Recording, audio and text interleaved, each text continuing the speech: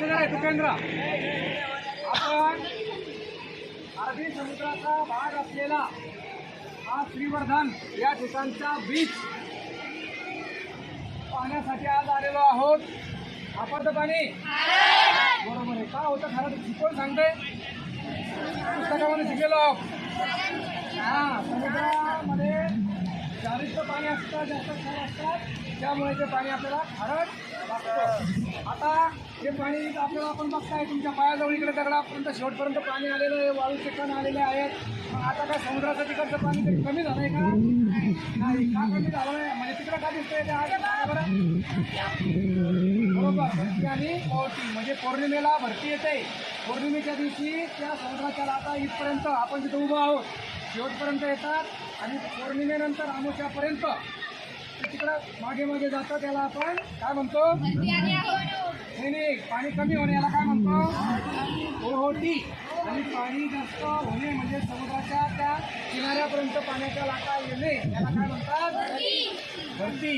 भरती आणि ओटी हे शब्द तुम्ही आतापर्यंत भूगोलात ऐकलेले होते, परंतु प्रत्यक्षात तुम्ही समुद्र कसा असतो, भरती म्हणजे काय, भरती कशी येते, ओटी कशी येते आणि समुद्र किनारा कसा असतो, समुद्राचं ते अथांग पाणी कसं आहे तिथपर्यंत आपली नजर पुढचे तिथपर्यंत आपल्याला समुद्र पाणीच पाणी दिसतं. आपण ज्या भागातून आलेलो आहोत तुम्ही बसमध्ये बसले असताना आपल्या लक्षात आलं असेल की आपण डोंगर उतारावरून म्हणजे खाली खड्ड्यामध्ये येत होतो असं आपल्याला दिसत होतं. म्हणजे समुद्राचा भाग इतर भागापेक्षा खोल आहे का उंच आहे? खोल आहे की नाही? म्हणजे खोल काय बरं समुद्राचं पाणी खोल भागामध्ये म्हणजे नैसर्गिकदृष्ट्या समुद्राचं पाणी खोल भागातच ते साचणार आहे की नाही? म्हणजे समुद्र पातळी. आता समुद्र सपाटी हा शब्द सगळ्यांनी ऐकलेला आहे का? समुद्र सपाटी म्हणजे जिथपर्यंत समुद्राची पातळी पाण्याची पातळी हे बघा जिथपर्यंत आपण तुमचे पाय आहेत सध्या ती झाली समुद्र सपाटी. आणि त्या समुद्र सपाटीपासून हिमालयाच्या उंच शिखरापर्यंत आपण छोटे मोठे डोंगर पाहिले. काल रायगड पाहिला, त्याच्यापेक्षाही तुळसुबाई नावाचं शिखर आहे, त्याच्यानंतर माउंट एव्हरेस्ट आहे. म्हणजे त्या सगळ्या शिखरांची उंची ही इथून पकडली जाते तुमच्या पायाजवळून. त्याला म्हणतात समुद्र सपाटीपासून त्या भागाचा उंची किती आहे.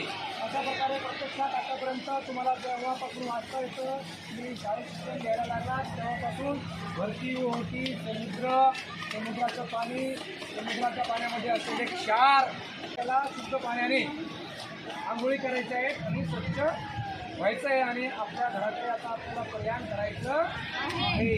बोला छत्रपती शिवाजी महाराज की यशवीचा आम्ही सारे यशवीचे विद्यार्थी म्हणायचं. आम्ही सारे